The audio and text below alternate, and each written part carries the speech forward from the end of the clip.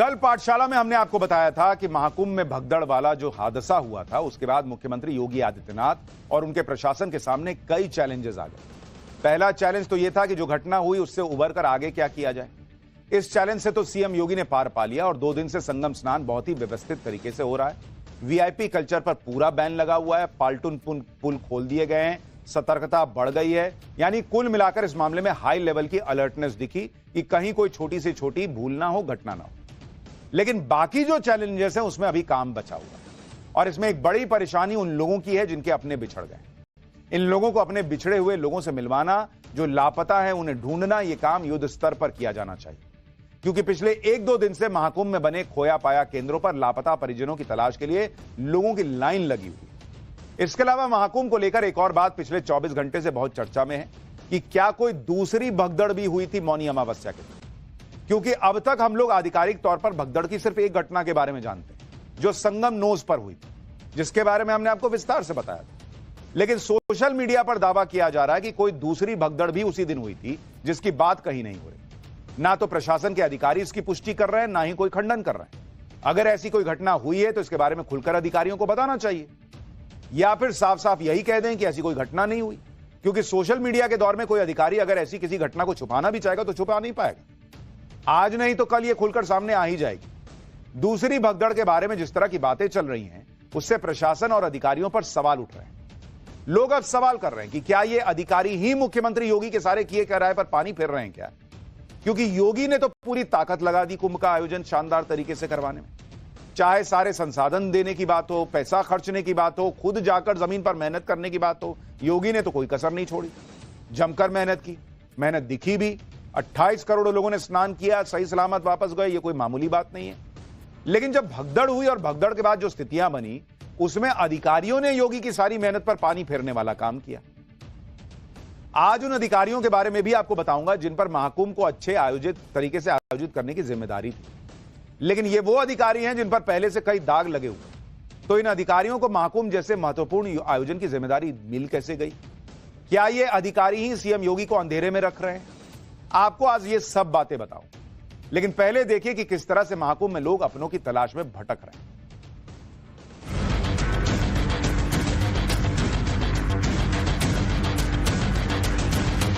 मैं 2 दिन से सर परेशान हूँ। ये फोटो मार सर 29 तारीख को 2 बजे कोई, मैं यहाँ पे रजिस्ट्रेशन भी करवाया।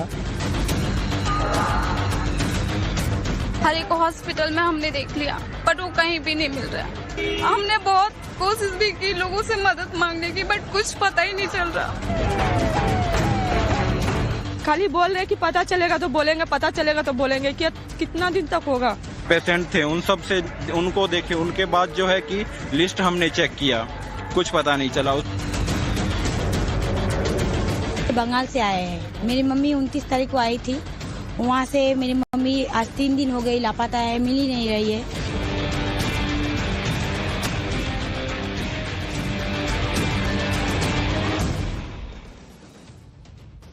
यही दर्द इस समय महाकुंभ में कई लोगों का है। वो अपने खोए हुए परिजनों की तलाश में दर दर भटक रहे हैं। महाकुंभ में देश और दुनिया से लोग आ रहे हैं। मौनी अमावस्या वाले दिन भी करोड़ों लोग महाकुंभ आए थे। भगदड़ के बाद प्रशासन ने मृतकों की संख्या तो बता दी, घायलों के बारे में भी बताया, लेकिन लापता लोगों के बारे में कोई जानकारी नहीं मिल पा रही। कोई बिहार से है, कोई उड़ीसा से है, कोई बंगाल से है, कोई नेपाल से है, जो अपने खोए परिजनों की तलाश में दिन रात एक किए हुए, लेकिन हर जगह से निराशा हाथ लग रही।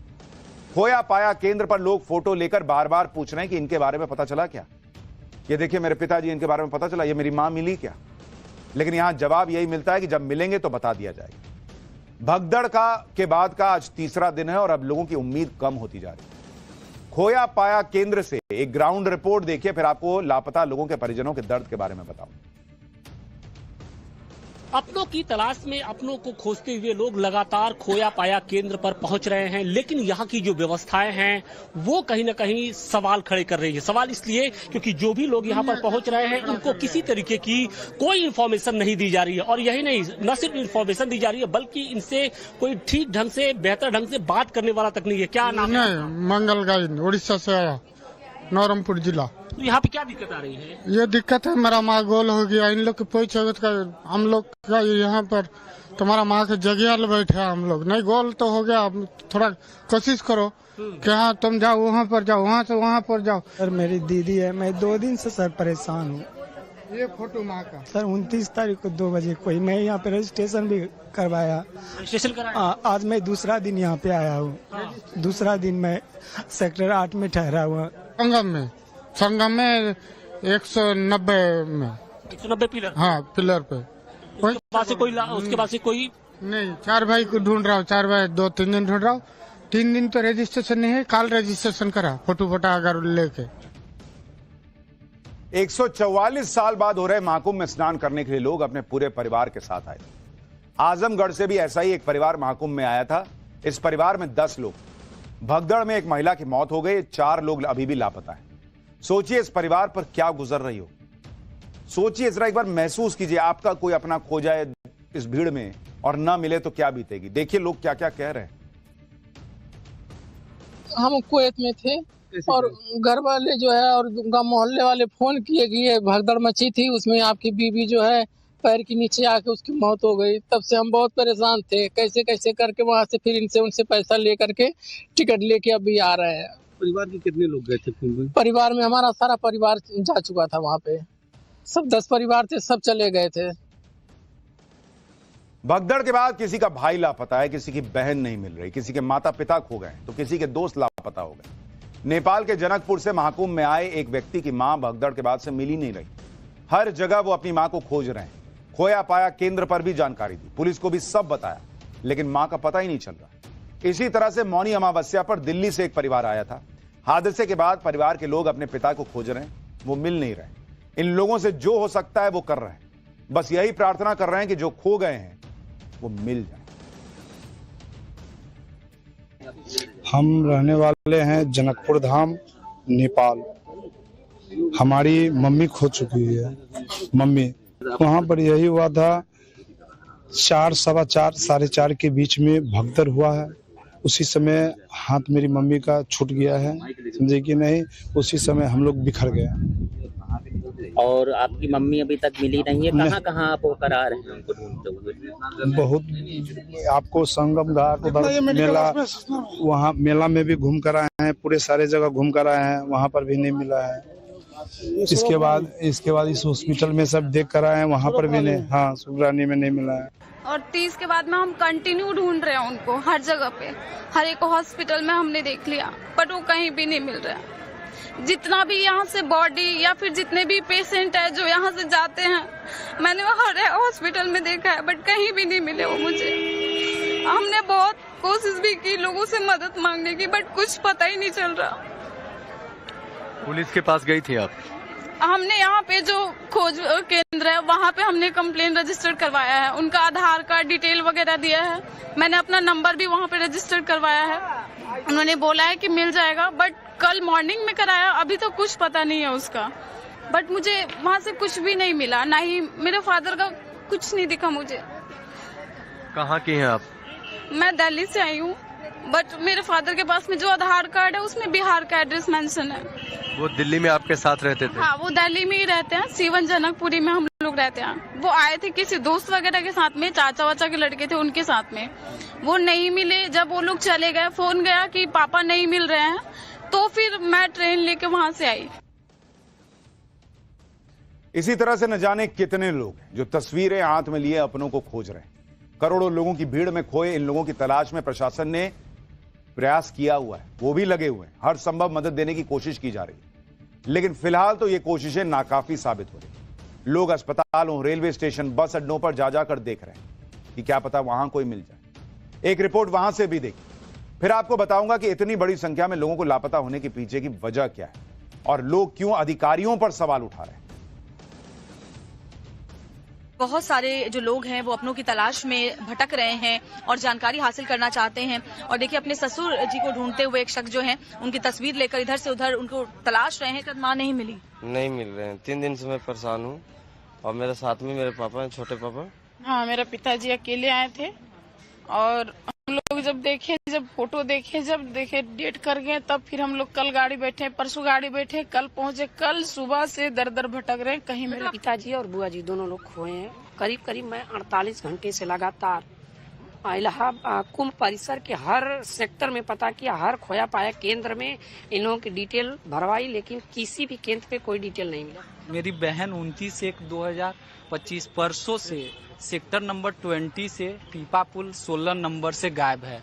मेरी माता 29 तारीख को रात को जो भगदड़ हुआ था उसमें खो गई थी। तीन दिन हो गया हम लोगों को खोजते हुए, फिर भी कोई रिपोर्ट नहीं मिली। लापता लोगों की संख्या तो अभी नहीं पता चली है, लेकिन इससे सवाल जरूर खड़ा हो रहा है, क्योंकि मौनी अमावस्या पर महाकुंभ हुई, महाकुंभ में एक भगदड़ हुई, इसके बारे में दुनिया जानती है। सरकार की भी इसके बारे में जानकारी दे रही है, लोगों की मौत और घायलों के बारे में बताया गया। लेकिन क्या मौनी अमावस्या को कहीं और भी भगदड़ हुई?